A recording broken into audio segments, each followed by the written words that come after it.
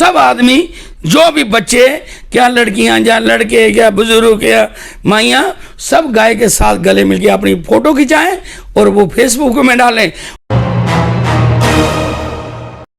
14 फरवरी जब भी आती है तो एक इंतजार रहता है तमाम युवाओं को कि वैलेंटाइन डे आने वाला है, लेकिन अब इस पर जो है अगर हम बात करें, animal welfare board of India की तरफ से एक अपील की गई है कि 14 फरवरी को कौ हग डे जो है सेलिब्रेट करें, यानी कि आप गाय को गले मिलें, और इस पर हम जो है चर्चा करेंगे। राजकुमार जी, मुझे ये बताएं कि गाय को गले मिलकर क्या कुछ हमें प्राप्त हो सकता है, और ये जो एक अपील की गई है गवर्नमेंट ऑफ इंडिया की तरफ से कि animal welfare board of India की तरफ से कि आपने जो है 14 फरवरी को कौ हग डे सेलिब्रेट करना है।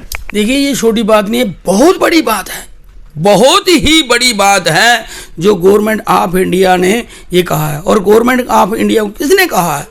ये ऊपर जो हमारे नरेंद्र भाई मोदी जी बैठे हैं, उनके साथ संतों का साथ बैठना रहता है। संतों को वो सिर्फ चाहते हैं कि मेरा मैंने शादी नहीं की, ये भारतवर्ष मेरा है, ये सारे मेरे ही बच्चे हैं, ये सब मेरा परिवार है, ये सुखी बसे, ये सुखी बसे, ये आगे बढ़े। तो इसीलिए उन्होंने ये तरीका अपनाया है कि गाय के गले मिलने से 33 कोटि देवता को हम गले मिल सकते हैं। गाय को मिलने से हमारे 9 ग्रह देवता शांत हो सकते हैं। गाय से मिलने से हमारे तीर्थों का फल प्राप्त होता है। गाय से मिलने से हमें जो भी देखेगा वो अच्छी निगाह से देखेगा। ऊपर से देवी देवता भी देखते हैं और भगवान भी देखता है। जिसको भगवान ने सेवा नंगे पैर की थी, और उसी गौ माता को आज जो मेरा समाज भेजा हुआ है उसी को गले लगा रहा है। जब आप उसको गले लगाएंगे, भगवान आप पे इतनी कृपा करेंगे, आप घर बैठे ही आपको देखना नए नए तरीके आना शुरू है, नए नए कारोबार बनना शुरू, खुशियाँ आएंगी, पूरा परिवार भी खुश होगा और पूरा विश्व में आपका वो चर्चा जाएगी। जब विश्व में चर्चा जाएगी तो भगवान के पास भी वो चर्चा जाएगी। तो जब भगवान के पास चर्चा जाएगी तो आप साधारण नहीं रहोगे, क्योंकि गौ माता के साथ वही जा सकता है जो अपना प्रिय हो। जो भगवान के पास वही पहुंच सकता है जिसको देवी देवताओं ने, जहाँ संत महात्माओं ने रिकॉर्ड किया हो, वही आगे जा सकता है। तो इसलिए गौ माता की सेवा बड़े बड़े ऋषि मुनियों ने की, हम क्या चीज़ हैं। तो इसलिए गौ माता की सेवा अवश्य करें। गौ माता के साथ गले मिलके अपनी सेल्फी जरूर लें। और तो गाय में 33 कोटि देवता है, और जब हम गले लगाते हैं तो समझो हमने 33 कोटि देवता को गले लगा लिया। गाय के जो खुर हैं उसमें सारे तीर्थ निवास करते हैं। गाय के सींगों में सारे देवी देवता निवास करते हैं। गाय की पूंछल में हनुमान जी का वास है, ये लोगों को पता है। और यहाँ गाय के गले में राहु और केतु का वास है। और जो गाय का आप कोबड़ देखते हैं उसमें सूरी नाड़ी, सूरी का, क्योंकि गाय का दूध जो है स्वर्ण है, दूध उसमें पीला क्यों होता है? क्योंकि उसमें सूरी नाड़ी, सूरी का उसमें है, इसलिए गाय का दूध पीला होता है। गाय के दूध में स्वर्ण पाया जाता है। गाय के दूध में पीने से हमारी जो अंदर पेट की कोई बीमारी समस्या हल होती है। और गाय और माँ का दूध क्यों एक बराबर बताया गया है? जब किसी को माँ का दूध नहीं मिलता तो डॉक्टर बोलते हैं गाय का दूध दिया जाए। तो गाय का दूध ही वो पूरा करता है हर चीज़ को। गाय का दूध देखिए, 5 गब्बे, जिस घर में 5 गब्बे का इस्तेमाल होता है उस घर में बीमारी का वास नहीं होता। गाय का दूध, गाय का घी, गाय का दही, गाय का कूतर, गाय का गोबर, ये 5 गब्बे जो है जिस घर में भी इस्तेमाल किया जाए, इसमें कभी भी बीमारी प्रवेश नहीं करती। तो इसीलिए हमने आज क्या रहा, हमने अपने घरों में कुत्ते लिए। कुत्ते दुर्वेश है, प्रवेश नहीं। क्योंकि कुत्ता जो गली में है आप उसको खिलाओगे, दुनिया भर का आपको फल प्राप्त होगा। और जिस घर में कुत्ता है, शास्त्र कहता है उस घर में भगवान नहीं आते, क्योंकि कुत्ते ने तो अपना जो काम है वो करना है, तो शुद्धता रह नहीं सकती।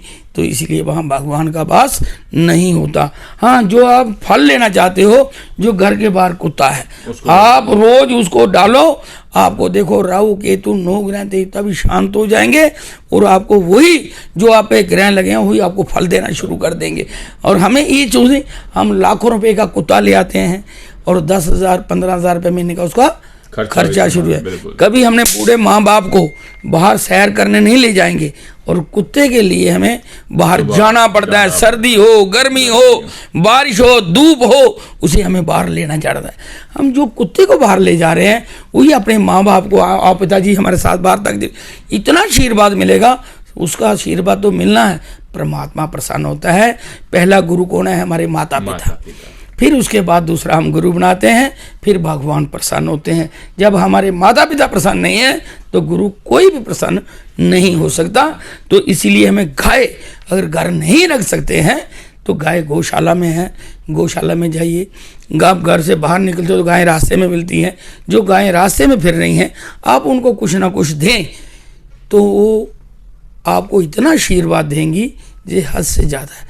क्योंकि कोई भी एक बाहर जा रहा है, उसको खाने को नहीं मिल रहा, जब उसको आप खाने को देते हो तो वो आशीर्वाद चाहे ऐसे ही जला है, पर उसको भगवान देख रहा होता है, भाई इसको कोई ना कोई इसका सहारा बना है। तो भगवान उसको और चीज देता है कि तुम 100 आदमी का सहारा बनो। जब वो 100 को होता है, भगवान उसे लाखों का सहारा बना। एक MLA है, जब बनता है तो कितने का सहारा बन जाता है, वो उसके पर निर्भर करता है वो सेवा करता है या करप्ट है ना। अगर वो सेवा करेगा वही MLA से मिनिस्टर बनता है, वही मिनिस्टर से चीफ मिनिस्टर बनता है, वही चीफ मिनिस्टर से प्रधानमंत्री। जैसे हमारे नरेंद्र भाई मोदी जी हैं, वो बैठ रहे हैं, सेवा कर रहे हैं, उन पे कितनी लोग बातें उठाते हैं। देखो यहाँ आपने देखा होगा, लोगों ने तो यहाँ तक कह दिया, शंकराचार्य जी ने भी पहले यात्रा की थी, एक कांग्रेस का कोई नेता है उसने राम जी के साथ जोड़ दिया। राम जी लंका गए थे और उसके बाद राहुल गांधी जी गए हैं। कितनी बड़ी, हम अपने आप को किसी की नज़रों में ऊंचा उठाने के लिए, भाई हमारा नेता खुश होना चाहिए, चाहे भगवान कुछ भी। ये नहीं पता भाई हमारा सत्यानाश होने वाला है। चंद दिन की चांद, 4 दिन की चांदनी, फिर अंधेरी रात। ये कब तक रहता है? हमारा जो सिस्टम है, हमारी जो पीढ़ियां हैं, वो चाहे 1, 2, तीसरी क्यों खराब हो जाती? इसी वजह से हम एक दूसरे को खुश करने के लिए उसको बड़ा बना देते हैं। भगवान के साथ दर्जा दे देते हैं, साधु के साथ दर्जा दे देते हैं, किसी संत महात्मा के साथ दर्जा दे, किसी शास्त्री के साथ दर्जा दे। ऐसा नहीं होना चाहिए। जो शास्त्री है वो शास्त्र करके शास्त्री बनता है, अपनी मर्जी से शास्त्री नहीं बनता। जो महात्मा है वो अपनी आत्मा को ढंढोलता है, उसकी आत्मा जब महान होती है उसको महात्मा बोला जाता है।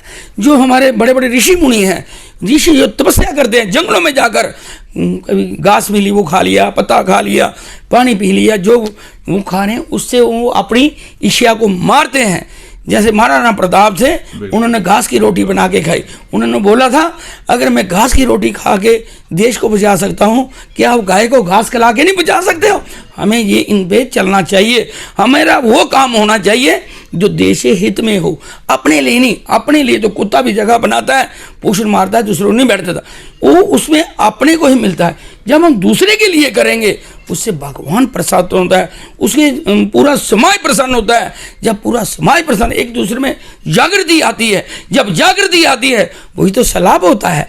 हमें उस तरफ जाना चाहिए। और गौ माता की सेवा हमें तन मन धन से करनी चाहिए। हम तन मन नहीं, धन नहीं लगा सकते और तन और मन लगा सकते हैं, ऐसा नहीं है।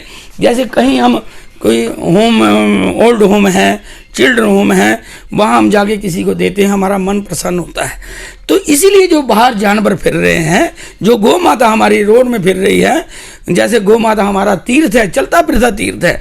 हमें अगर तीर्थ कहीं नहीं जा सकते तो गौ माता की सेवा, गौ माता की परिक्रमा करने से ही भगवान उस तीर्थ का फल आपको प्राप्त होता है, इसमें कोई दो राय नहीं है। और हमें गौ माता की सेवा अवश्य करनी चाहिए। एक तो बड़ा मेरे दुख के साथ मैं गवर्नमेंट से भी ये प्रार्थना करूँगा, गवर्नमेंट ऑफ इंडिया से ये मैं प्रार्थना करता हूँ, अपील करता हूँ, अगर कोई गाड़ी में लकड़ी आती है तो वो गाड़ी रिलीज नहीं होती, वो गाड़ी रिलीज नहीं होती। और गौ माता जिसमें 33 कोटि देवता है, जिसमें हमारी आस्था है, महाभारत से लेकर आज तक गौ पर हमारी आस्था रही। बड़े बड़े ऋषि मुनियों ने गाय रखी, गाय पर सब कुछ हुआ। गाय का ही हम दूध पीते हैं। हम चाहे सिख है, हिंदू है, मुसलमान, सिख, सब गाय का दूध पीते हैं, इसमें कोई दो राय नहीं है। उसी के दूध से हम पलते हैं और उसी को हम मारते हैं। और गवर्नमेंट ऑफ इंडिया से मैं प्रार्थना करूंगा, अगर आपने ये कहा है कि अगर कोई गाड़ी में लकड़ी आती है उसे जब्त किया जाता है, वही सड़ जाती है, उसे आप रिलीज नहीं करते हो, और जिस गाड़ी में गाय आती है उसे आप रिलीज कर देते हो। जब आप उनसे सख्ती से बरतोगे, ये लाड आप एक अपनाओगे भी, वो गाड़ी रिलीज नहीं होनी चाहिए। तो मैं कहता हूँ ये तस्कर भी बच जाएंगे, ये पाप से इनको भी बचाना है। हमारे देखो ये सब ईश्वर की पृथ्वी में जितने लोग आए ईश्वर की औलाद है, और किसी को नहीं उसका देन है, तो हमने उनको भी बचाना है। क्यों? उनकी बुद्धि ठीक करनी है।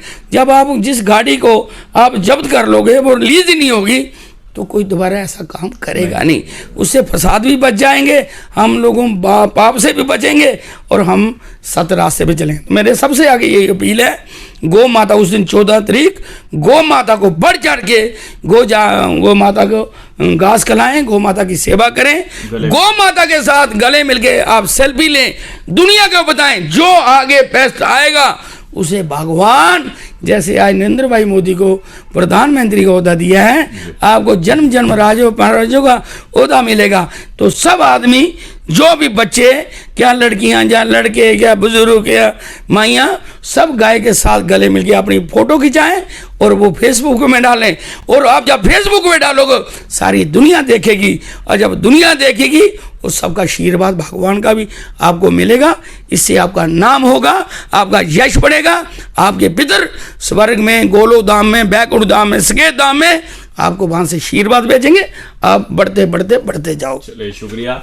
तो और जम्मू एंड कश्मीर गोरक्षा समिति के प्रधान राजकुमार से हमने बातचीत की, क्योंकि ये जो अपील की गई है animal welfare board of India की तरफ से, उन्होंने कहा है कि 14 फरवरी को यानी कि 14 फरवरी को जो है आपने इस दिन को सेलिब्रेट करना है को हक डे के नाम से, यानी कि गाय को गले मिलकर जो है ये दिन सेलिब्रेट करना है। क्योंकि 14 फरवरी की बात करें तो इस दिन क्या होता है, इस दिन तमाम लड़के या लड़कियां इंतजार कर रहे होते हैं कि वैलेंटाइन डे आने वाला है। लेकिन इस वक्त जो है गवर्नमेंट ऑफ इंडिया की बात करें, animal welfare board of India की तरफ से अपील की गई है, इस दिन को जो है आप गाय को गले मिलकर जो है सेलिब्रेट करें। और राजकुमार गुप्ता ने भी कहा है कि इस दिन जो है आप गाय को जब भी गले मिले एक सेल्फी जरूर लें और उसको जो है सोशल मीडिया में अपलोड जो है जरूर करें। देखते रहिए भारत मॉनिटर, कैमरामैन शैलेत्री के साथ। जय हिंद।